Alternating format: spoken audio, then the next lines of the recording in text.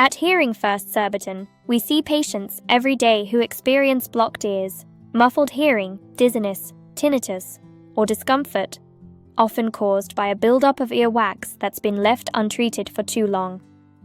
Earwax is completely natural. It helps protect the ear canal from dust, bacteria, and debris. However, when wax builds up excessively, it can trap sound, interfere with hearing aids, and even cause infections. Ignoring blocked ears doesn't just affect your hearing, it can impact your balance, concentration, sleep quality, and communication. Something as simple as regular professional ear cleaning can dramatically improve your day-to-day life. Many people try cotton buds or home remedies, but these often push wax deeper into the ear canal, making the problem worse. That's why professional care is so important. At Hearing First Surbiton, our experienced audiologists use microsuction, the safest and most effective method for removing earwax.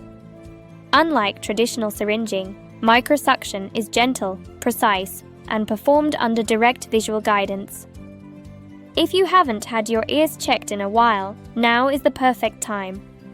Click the link in the description to book your appointment with Hearing First Surbiton and take a simple step toward better hearing today.